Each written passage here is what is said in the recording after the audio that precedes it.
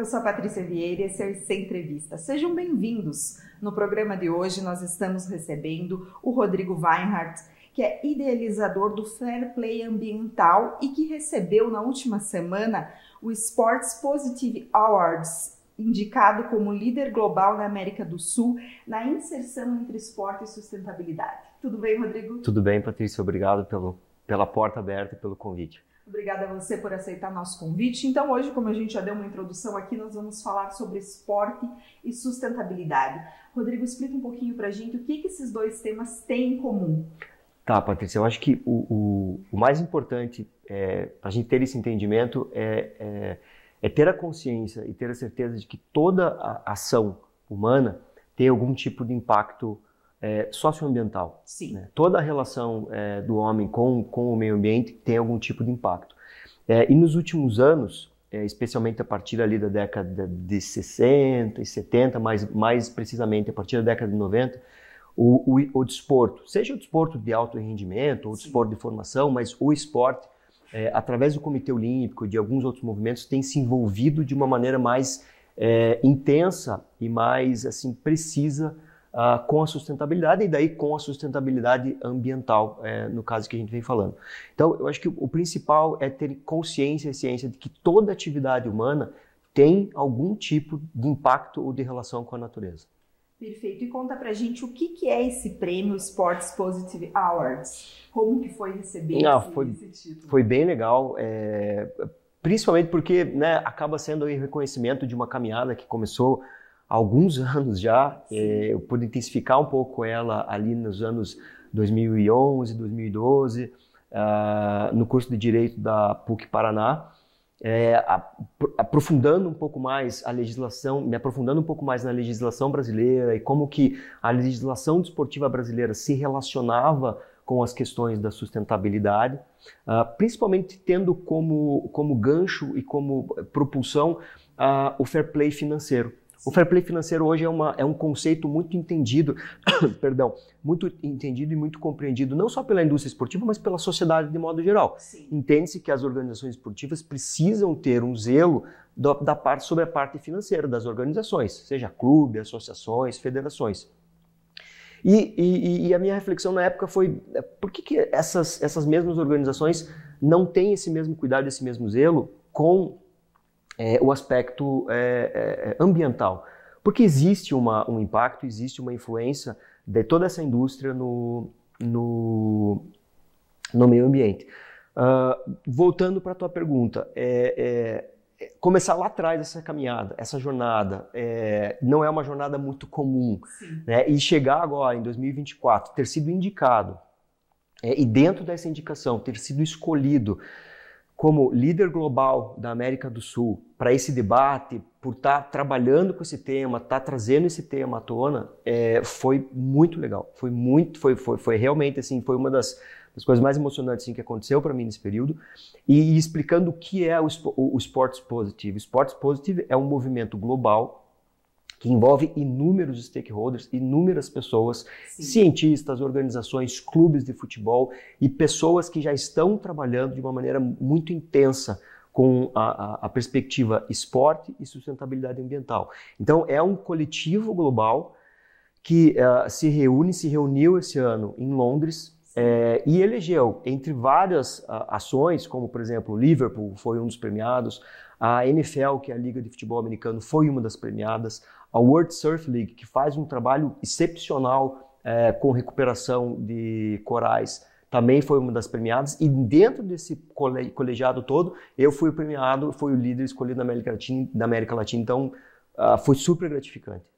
Que legal, parabéns, em primeiro lugar.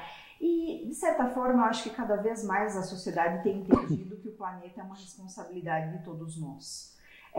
No caso, nesse meio esportivo, existe esse entendimento? Você que tem acompanhado, ele está presente ou ainda é algo muito teórico?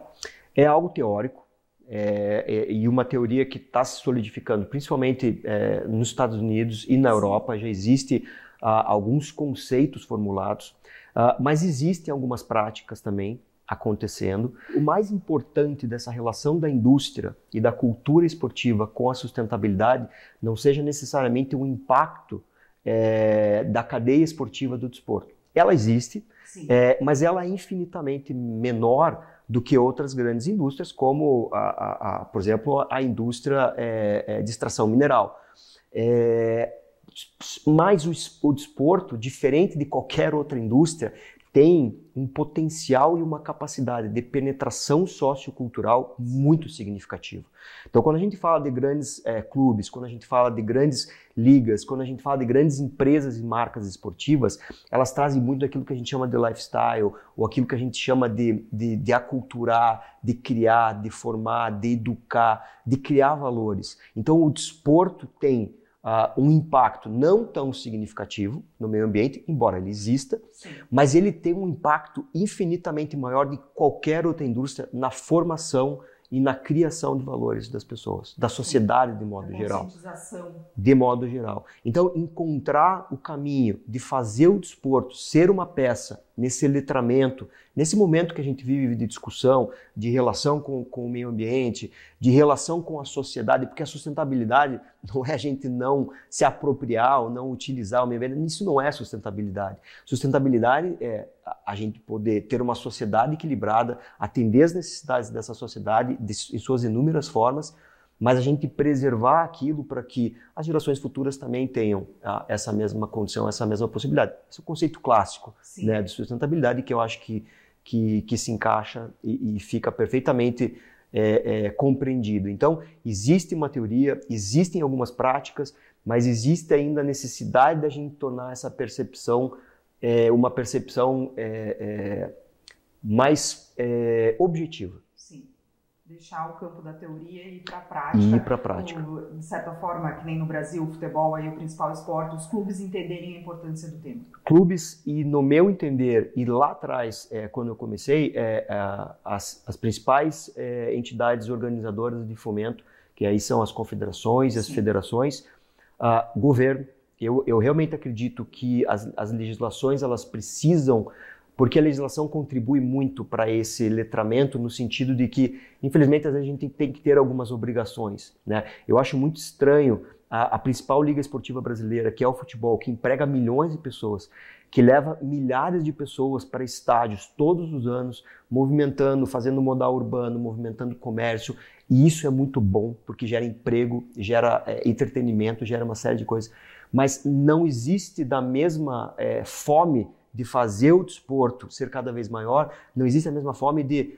Será que a gente não pode ter um papel em conscientizar toda essa população da importância da sustentabilidade? E daí entra o potencial dos clubes de futebol de, no dia a dia, com exemplos, com uma cadeia de produção mais equilibrada, com uma seleção de resíduos dentro dos estádios de uma forma mais educativa, e não só para fazer o greenwash, mostrar que fez o que deixou de fazer. Isso é importante também porque comercialmente tem um apelo, mas na forma educacional. Os clubes podem fazer isso de uma maneira silenciosa no dia a dia daquele torcedor mais apaixonado, que eu tenho certeza que replica. Um agente educacional. Um agente educacional, uma célula, né? É uma célula é catalisar a sustentabilidade, né? Que é o que eu vejo, o esporte ser um catalisador da sustentabilidade. Rodrigo, e você formatou aí o primeiro programa de sustentabilidade ambiental no clube. Como que foi esse projeto? Como que ele está? Conta um pouquinho pra gente. O projeto nasceu, foi implementado, né, de uma maneira muito feliz com a gestão do Curitiba Futebol Clube, a gestão do falecido presidente Renato Folador, que depois foi sucedida pelo Juarez Moraes, e antes do Curitiba Futebol Clube fazer essa virada para uma sociedade anônima presidida pelo Glenn Stenger, mas foi iniciado em 2021 com toda uma construção, primeiro conceitual, segundo uma construção de adequação ao interesse do tema sustentabilidade no planejamento do clube como um todo, ou seja, o tema não entrou apenas como uma pauta publicitária, não era essa a ideia. Aliás, durante os primeiros meses o tema sempre esteve muito longe de ser uma pauta de publicidade do clube.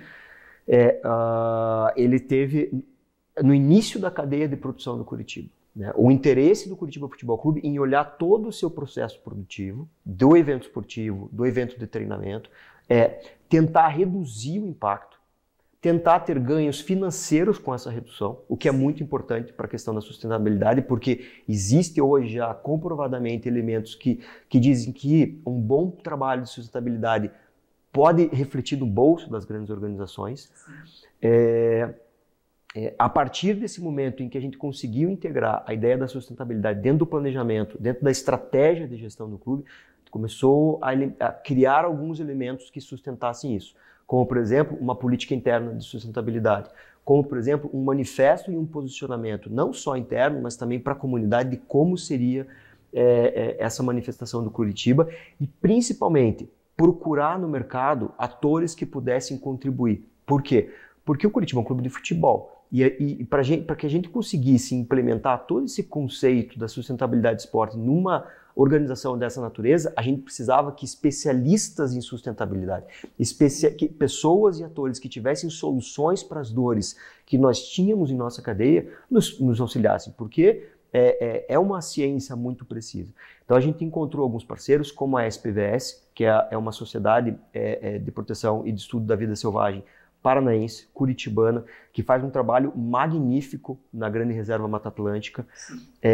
A SPVS é presidida pelo Clóvis Borges, que foi um tutor e uma alma muito rica para o desenvolvimento desse projeto do Curitiba. Junto com a SPVS veio a Grande Reserva Mata Atlântica e a gente conseguiu sair do nosso ambiente esportivo e de gabinete para abraçar áreas de produção de natureza. Então veja que a gente começou a ramificar toda a nossa estratégia de gestão para que daí a gente chegasse na prática. Para que a gente conseguisse atacar, por exemplo, a gestão de resíduos do estádio, a gente conseguisse criar parcerias com o Diego Saldanha, por exemplo, que é um ativista ambiental de Curitiba e da região, que faz um trabalho no Rio Atuba, porque para que a gente chegasse no coração do nosso torcedor, a gente precisava ter um processo de comunicação maduro e saudável. O clube de futebol, por essência, vive de altos e baixos. E o torcedor, nem sempre no momento baixo, está afim de ouvir o que o clube tem o que falar institucionalmente. Então, como que a gente poderia chegar com carinho ao torcedor sem esse carimbo institucional da comunicação oficial? Então, a gente trouxe o Diego Saldanha, que é uma pessoa extremamente sensível e é um cara simples, que tem uma linguagem simples, mas que tem ideias e um projeto magnífico, e ele topou ser o porta-voz do projeto do Curitiba.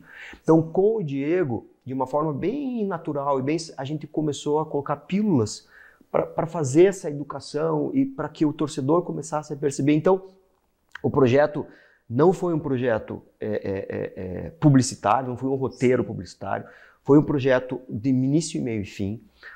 Ele teve um ápice nos seus primeiros 18, 24 meses. Nós tivemos que dar uma freada, porque é um projeto inovador, e por ser um projeto inovador, a gente precisava reestruturar eles. A gente precisava readaptar as realidades do Curitiba.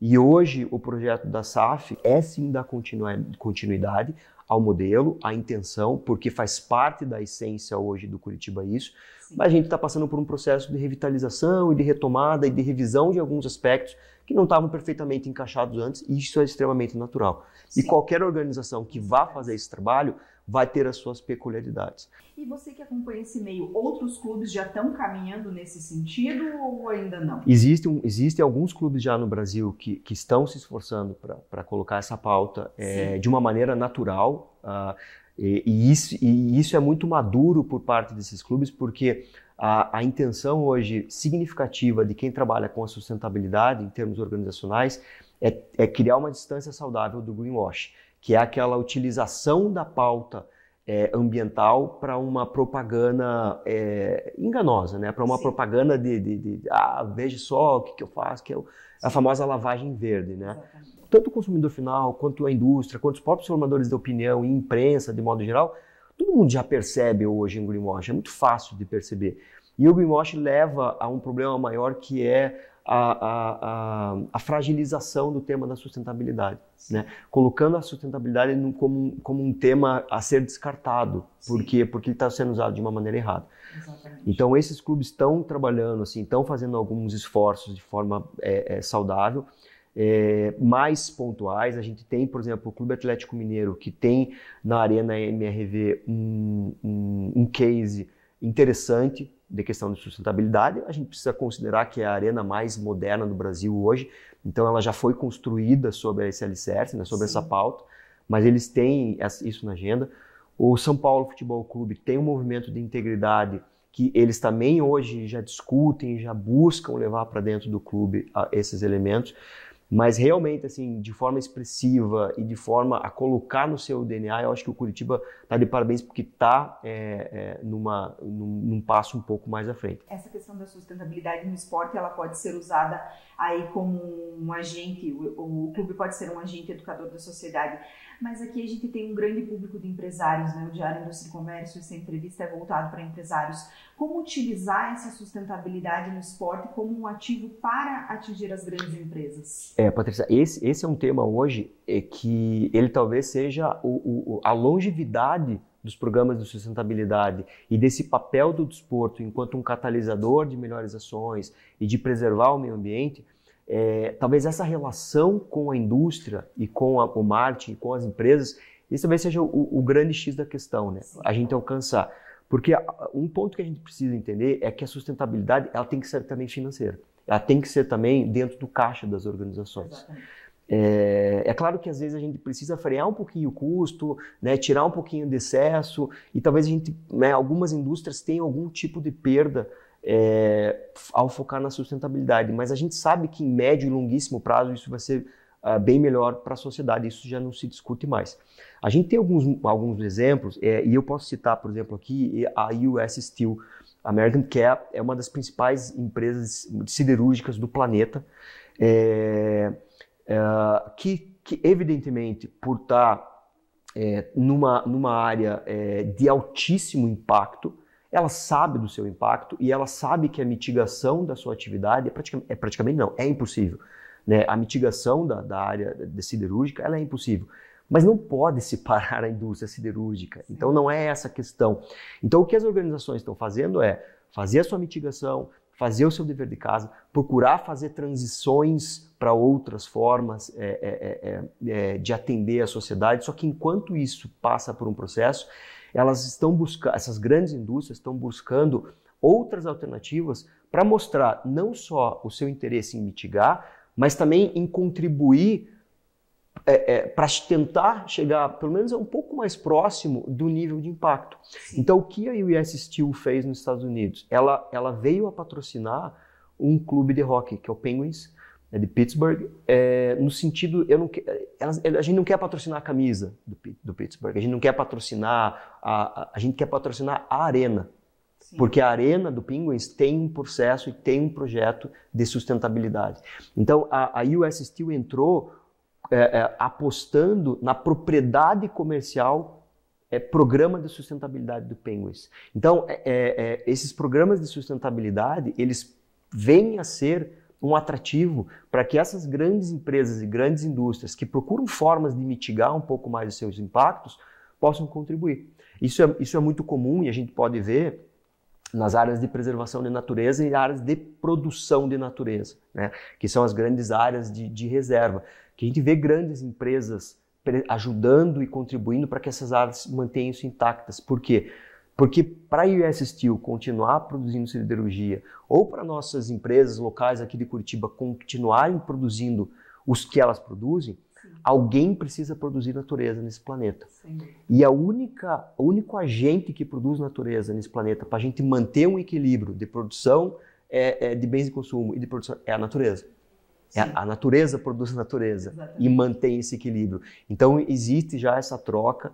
Então eu vejo que as indústrias podem se valer desses projetos, não só na área esportiva, mas também os projetos de preservação ambiental, para ajudar a mitigar a sua pegada e o seu impacto, utilizar isso de uma forma muito madura. Não existe empresa 100% sustentável, e isso, na minha opinião, isso é uma mentira. Então essa é o primeiro paradigma que a gente precisa quebrar, é não adotar esse tipo de discurso. Somos a empresa mais sustentável. Pode até ser, mas a gente pode ser a empresa que faz de tudo para o quê? Para continuar entregando um bem-estar para a sociedade e fazer o maior esforço possível para mitigar esse impacto. Perfeito.